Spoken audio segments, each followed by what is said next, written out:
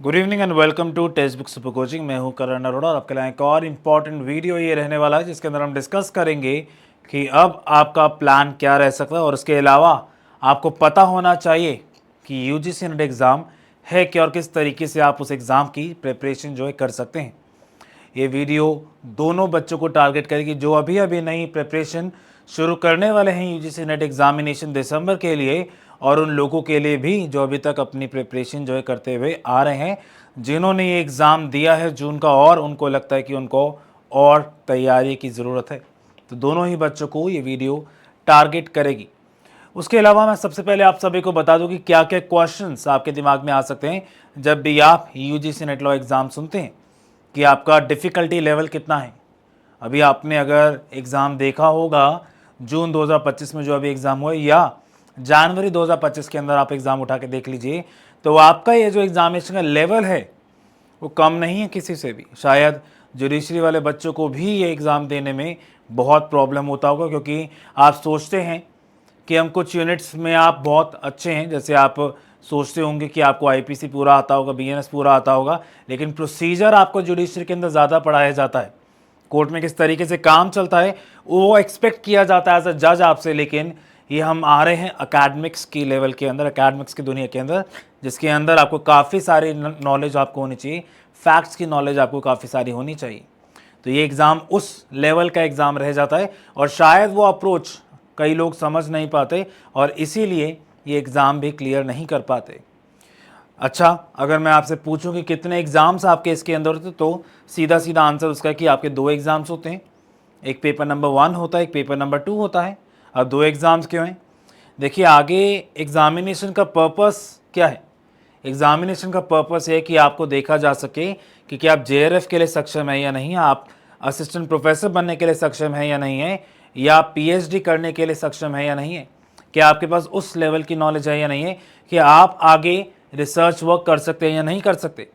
तो paper number 1 जो आपका नॉर्मल टीचिंग एप्टीट्यूड को आपका टेस्ट करने के लिए बना जाता है, और आपका पेपर नंबर 2 वो आपका बेसिकली लॉ की नॉलेज को आपका टेस्ट करने के लिए बनाया जाता है। और ये ऐसा नहीं कि सिर्फ एक ही सब्जेक्ट के अंदर नॉलेज, 10 यूनिट्स आपके इसके अंदर है, और इस 10 यूनिट्स के अंदर लगभग एक्ट्स आप गिनोगे तो इतने सारे एक्ट्स शायद आपने किसी एग्जाम में एक्ट्स इतने नहीं देखे होंगे। सिलेबस क्या है, एलिजिबिलिटी क्या है, एज लिमिट क्या है, अभी हम थोड़ी देर के अंदर इस वीडियो के अंदर ये चीज़ें डिस्कस करते हैं।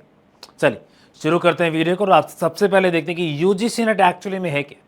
देखिए, यूजीसी का क्या मतलब है? यूनिवर्सिटी ग्रांट कमीशन की हम बात करें तो यूजीसी जो है नेशनल एलिजिबिलिटी टेस्ट एक कंडक्ट कराता है, नेशनल लेवल के ऊपर नेट का एग्जाम कंडक्ट करवाता है, ताकि हम देख सके कि क्या आप जेआरएफ के लिए, जूनियर रिसर्च फेलोशिप के लिए या असिस्टेंट प्रोफेसर के लिए आप सक्षम हैं या नहीं। जेआरएफ बेसिकली आपको आगे रिसर्च करने के लिए एक अमाउंट सरकार देती है, हो सकता है 50,000 सरकार आपको देती हो, लगभग इतना ही देती है, उससे ज़्यादा भी दे सकती है, इस पर्पज से कि आप अपने रेलेवेंट फील्ड के अंदर एक्सेल कर सके, आप रिसर्च वर्क कर सके, और अल्टीमेटली फ़ायदा किसको? कंट्री को आपका फ़ायदा हो। इसी पर्पज़ के लिए आपका जेआरएफ जो है बनाया जाता है। उसके अलावा असिस्टेंट प्रोफेसर, अगर आप कॉलेज में लेक्चरर बनना चाहते हैं, असिस्टेंट प्रोफेसर बनना चाहते हैं, तो आपको यूजीसी नेट एग्जामिनेशन जो है वो भी आपका एक तरीके से क्वालिफाइंग एग्जामिनेशन आपका रह जाता है।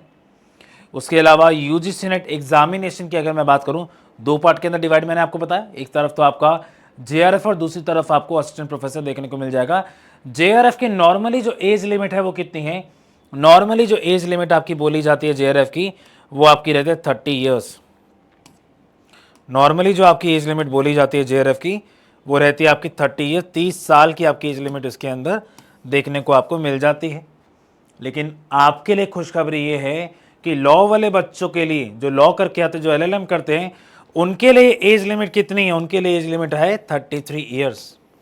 तो आपके लिए एज लिमिट 33, बाकी एग्जाम्स में आप कह सकते हैं कि नॉर्मल जो एज लिमिट आपको जनरल रूल से जो निकल के एज लिमिट आती है वो आपकी 30 साल ही है। असिस्टेंट प्रोफेसर की जहाँ तक मैं बात करता हूँ तो उसके लिए आपकी कोई भी एज लिमिट नहीं, तो आप नेट का एग्ज़ाम तो किसी भी एज के अंदर दे सकते हैं।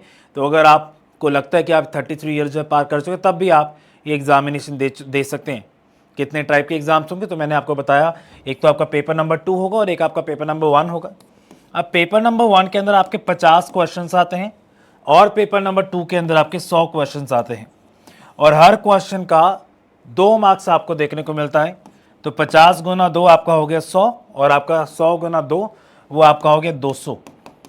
तो अगर दोनों को हम ऐड कर दे तो आपका टोटल नंबर ऑफ मार्क्स जो आपके हो गए वो आपके हो गए 300 मार्क्स का आपका टोटल पेपर होता है। 150 क्वेश्चंस और 300 मार्क्स का आपका ये पेपर होता है। पेपर नंबर 1 50 क्वेश्चंस और पेपर नंबर 2 आपके 100 क्वेश्चंस आपके इसके अंदर रहते हैं। उसके अलावा नंबर ऑफ क्वेश्चंस मैं आपको बता ही चुका हूँ कितने होते हैं। कोई नेगेटिव मार्किंग अभी तक इसके अंदर नहीं रखी गई। अभी तक ये बेनिफिट है कि अभी तक आप पहली बात आपका सिलेबस चेंज नहीं हुआ है। अभी तक कम से कम आज जब हम ये वीडियो बना रहे हैं अभी तक कोई भी ऐसी नोटिफिकेशन नहीं है कि आपका सिलेबस जो है चेंज हो रहा है या उसके चांसेस हैं। और आपके नेगेटिव मार्किंग भी अभी तक इंट्रोड्यूस जो है नहीं करी गई है। तो ये आपके लिए अभी बेनिफिट वाली चीज़ रहती है। अगर नेक्स्ट हम देखेंगे तो क्वालिफाइंग एग्जामिनेशन जो है आपका एलिजिबिलिटी क्राइटेरिया क्या है। तो नॉर्मली अगर मैं आपसे पूछूं तो भाई क्या आप एलएलएम कर चुके हैं सिर्फ तभी आप एग्जाम दे सकते हैं या परस्यू करें तब भी आप एग्जाम दे सकते हैं। तो ये बेनिफिट वाली चीज़ आपके लिए रहेगी कि अगर अभी भी आप एलएलएम अपनी परस्यू करें तब भी आप एग्जामिनेशन जो है दे सकते हैं। लेकिन आपको सिर्फ एक ही शर्त है कि 2 साल के अंदर अंदर आपको अपनी एलएलएम जो है ख़त्म करनी पड़ेगी। उसके अलावा क्या स्ट्रैटेजी आपका रह सकता है, क्या स्ट्रैटेजी आपको अडॉप्ट करनी चाहिए एग्जामिनेशन क्लियर करने के लिए। देखिए अभी तक हम यूनिट वाइज फोकस करते थे। अभी हालांकि हमने कट ऑफ वीडियो ज़रूर बनाया है आपका, अभी तक आंसर की नहीं आया अभी तक। तो आंसर की जब आएगा तो ऑफ कोर्स डिटेल एनालिसिस भी आपका किया जाएगा एग्जामिनेशन का कि कितने क्वेश्चंस आपके कितनी यूनिट से आए। लेकिन लास्ट अगर हम देखें जो आपका जनवरी का जो एग्जामिनेशन था उसके अंदर ज़्यादातर क्वेश्चंस आपके कॉन्स्टिट्यूशन से, कंपैरेटिव पब्लिक लॉ से थे और ज्यूरिस से कुछ क्वेश्चंस थे। ये आपके मेजर यूनिट्स थी जिसके अंदर से आपके क्वेश्चंस काफ़ी सारे आए थे। इस बारी क्या आया क्या नहीं है वो तो ऑफ कोर्स आपका एनालाइज किया जाएगा। लेकिन लग रहा था कि पेपर जो है पूरा स्कैटर्ड है, हर यूनिट से कुछ ना कुछ पूछा गया है। अब कितनी यूनिट्स रहती हैं तो टोटल नंबर ऑफ़ यूनिट जो आपकी रहती हैं वो आपकी 10 यूनिट्स आपकी रहती हैं। टोटल नंबर ऑफ़ यूनिट जो आपकी है वो 10 यूनिट्स रहती हैं। ज्यूरिस्प्रूडेंस आपकी यूनिट नंबर 1 है। अब इसके अंदर सारी चीज़ें आपको देखने को मिल जाएंगी। सिर्फ ज्यूरिस्प्रूडेंस नहीं है बल्कि आपका ये टॉपिक भी आपका रहता है मॉडर्निज्म, पोस्ट मॉडर्निज्म। इस बार ग्लोबल जस्टिस से नहीं आया क्वेश्चन, लेकिन हो सकता है कि नेक्स्ट टाइम आपका ग्लोबल जस्टिस से भी क्वेश्चन आपका आ सकता है। तो ये भी नेक्स्ट टाइम के लिए शायद काफ़ी इंपॉर्टेंट पार्ट रहेगा आपका ज्यूरिस्प्रूडेंस का। उसके अलावा लाइबिलिटी का कॉन्सेप्ट हो गया, लीगल पर्सनालिटी का कॉन्सेप्ट आपका इंपॉर्टेंट है, ओनरशिप पोजीशन का कॉन्सेप्ट आपका इंपॉर्टेंट है इसके अंदर। उसके अलावा nature of jurisprudence, source of schools of law of jurisprudence, ये सारी चीज़ें आपकी इंपॉर्टेंट रहती है। लॉ मोरालिटी आपकी इंपॉर्टेंट रहती है। उसके अलावा आपसे बुक्स पूछी जाती हैं कि आपकी कौन कौन सी बुक्स ज्यूरिस के द्वारा लिखी गई थी, क्या बर्थ ईयर आपके ज्यूरिस के रहते हैं। तो ये काफ़ी इंपॉर्टेंट एस्पेक्ट रहता है ज्यूरिस्प्रूडेंस का अगर हम यूजीसी नेट लॉ टारगेट की बात करते हैं। नेक्स्ट आपका जो यूनिट रहता है वो आपका रहता है कॉन्स्टिट्यूशन का यूनिट रहता है। अब इस यूनिट के अंदर कुछ चीज़ें देख लीजिए जैसे फंडामेंटल राइट्स ड्यूटीज़ तो आपकी हैं, डीपीएसपी, ये तो नॉर्मल हर एग्जाम के अंदर पूछा ही जाता है जब भी कॉन्स्टिट्यूशन आएगा।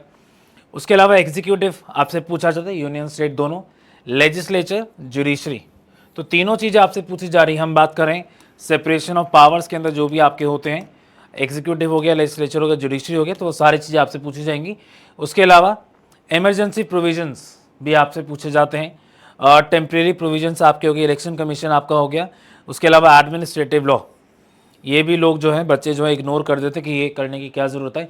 जुडिशियल रिव्यू को इग्नोर कर दिया जाता है, क्या करने की ज़रूरत है। नेचुरल जस्टिस को इग्नोर कर दिया जाता है, क्या करने की ज़रूरत है।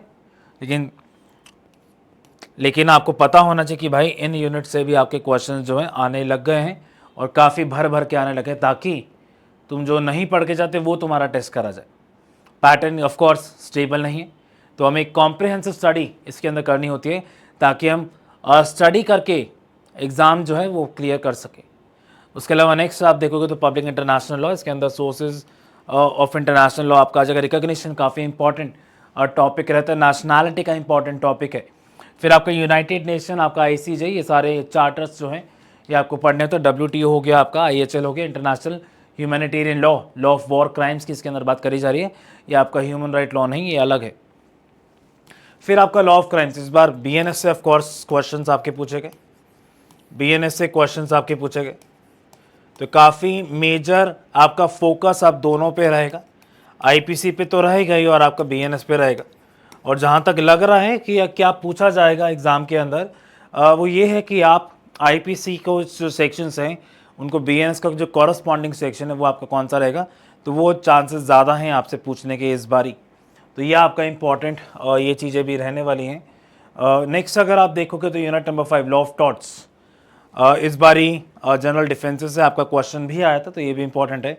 फिर आपके जनरल प्रिंसिपल्स हो गए, negligence, nuisance, trespass, defamation, specific torts आपसे पूछे जा सकता है। रिमोटनेस ऑफ डैमेज हो गया, स्ट्रिक्ट एब्सोल्यूट लायबिलिटी हो गया। उसके अलावा कंज्यूमर प्रोटेक्शन एक्ट 1986 लिखा हुआ है, लेकिन आपका आता 2019 का भी है।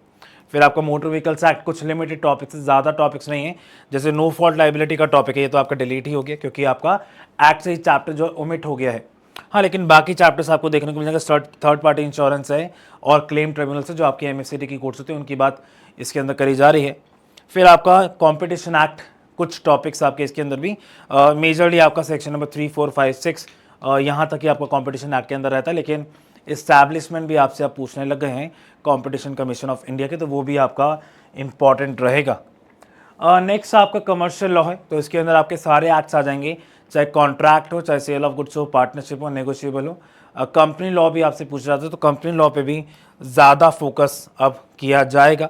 इनकॉर्पोरेशन, प्रोस्पेक्टस, डायरेक्टर्स मीटिंग और CSR, 3 अलग अलग पार्ट्स आपके बना रखे हैं, तो ये इन पार्ट्स पे भी फोकस करना ज़रूरी रह जाता है। उसके बाद यूनिट नंबर 7 हिंदू लॉ और मुस्लिम लॉ के अंदर डिवाइड कर सकते हो इस यूनिट को। मैरिज डिसोल्यूशन ऑफ कोर्स दोनों का, हिंदू लॉ का, मुस्लिम लॉ का, सोर्सेज हिंदू लॉ, मुस्लिम लॉ, तो डबल एक तरीके से यूनिट मान के चलना ही, तो 2x मान के चलना यूनिट। ऐसा नहीं कि सोर्सेज एंड स्कूल्स लिखा हुआ है। फैमिली लॉ मतलब क्या, हिंदू लॉ मुस्लिम लॉ मेजरली पढ़ा जाता है, तो दोनों का पूछा जा सकता है आपसे। फिर यूनिफॉर्म सिविल कोड हो गया, विल हो गया, गिफ्ट हो गया, वक्फ हो गया, तो आपसे पूछा जा सकता है इसके बारे में भी। तो काफ़ी सारे इंपॉर्टेंट टॉपिक्स आपके इसके अंदर भी रहेंगे। फिर आपका एनवायरनमेंट लॉ, जिसके अंदर शायद बच्चे जो हैं कंफ्यूज हो जाते हैं कि सर कन्वेंशन कैसे होगी, आपके ईयर नंबर कैसे याद होंगे, क्योंकि ऑफकोर्स क्रोनोलॉजी आपसे पूछी जाती है और इस क्रोनोलॉजी को याद करना ही अपने आप में एक टास्क रहता है। तो ये भी काफ़ी सारे टॉपिक्स अगर आप देखोगे तो UN कॉन्फ्रेंसेज आपकी हैं, NGT है, इन्वायरमेंटल इम्पैक्ट असेसमेंट का टॉपिक आपका इसके अंदर है, इंटरनेशनल बिल ऑफ राइट्स है, यूनिवर्सलिज्म है, कल्चरल रिलेटिविज्म आपका इसके अंदर रह जाएगा। उसके अलावा ग्रुप राइट्स आपके हैं और ह्यूमन राइट्स भी आपका इसके अंदर आता है। फिर आपका यूनिट नंबर 9 IPR के ऊपर आपकी यूनिट रहती है, तो ट्रेडमार्क, कॉपीराइट, पेटेंट, ये तीनों आपके आएंगे। GI एक्ट आपका, तो बायोलॉजिकल डाइवर्सिटी आपका इसके अंदर आ जाएगा, ट्रेडिशनल नॉलेज आपका इसके अंदर आएगा।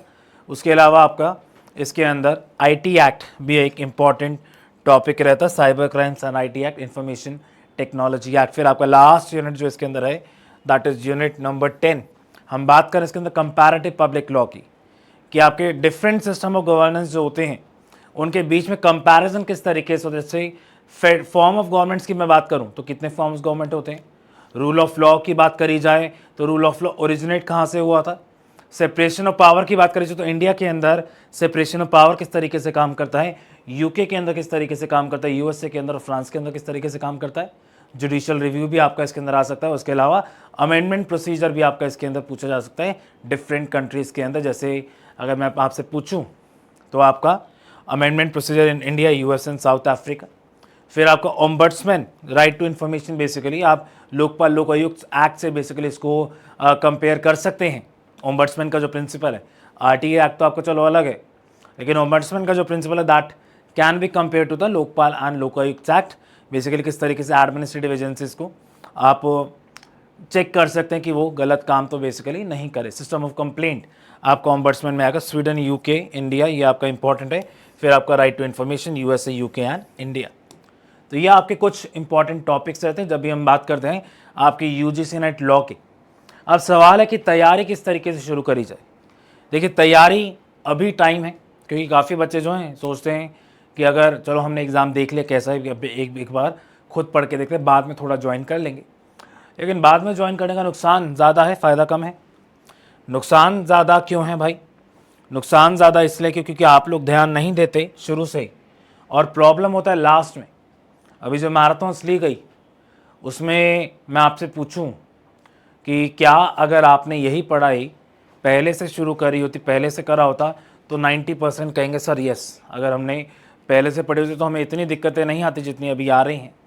करेक्ट।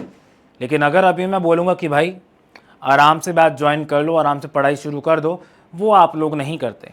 तो ये शायद आप लोगों की बहुत बड़ी गलती हो जाती है कि आप बैच ज्वाइन नहीं करते। तो अभी भी टाइम है, आप बैच जो है ज्वाइन कर लीजिए। अर्ली बैच ज्वाइन करोगे तो फ़ायदे उसके आपको बहुत मिलते हैं, पढ़ाई बहुत अच्छे से होती है, और जैसे जैसे पढ़ाई हो रही है साथ साथ करते जाओ ना यार। लास्ट तक रुकोगे, लास्ट तक वेट करोगे तो मुझे तो लेना ही पड़ता है एक्स्ट्रा क्लास, आपको भी प्रॉब्लम होगा वो रिवाइज करने में, याद करने में।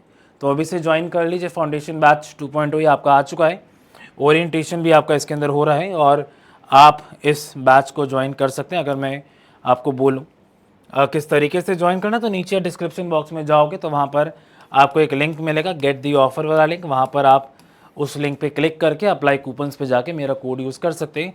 करण के नाम से मेरा कोड रहेगा, KARAN। तो ये मेरा कोड रहेगा, कूपन कोड रहता है। आप कूपन बेसिकली लगा के अपना डिस्काउंटेड प्राइस जो है वो आप ले सकते हैं। उसके अलावा अगर समझ नहीं आ रहा तो आप नीचे गूगल फॉर्म दिया गया, तो आप इस गूगल फॉर्म को भी भर सकते हैं। टीम आपको कांटेक्ट कर लेगी और आपको अच्छे से समझा देगी। लेकिन बेटर रहता है कि आप अपने आप वेबसाइट पे जाएं, कूपन कोड यूज़ करें, प्राइस सेलेक्ट करें और पेमेंट करके ख़त्म करें, वो बेटर अप्रोच रहता है। उसके अलावा आप मेरा टेलीग्राम चैनल भी ज्वाइन कर लीजिए।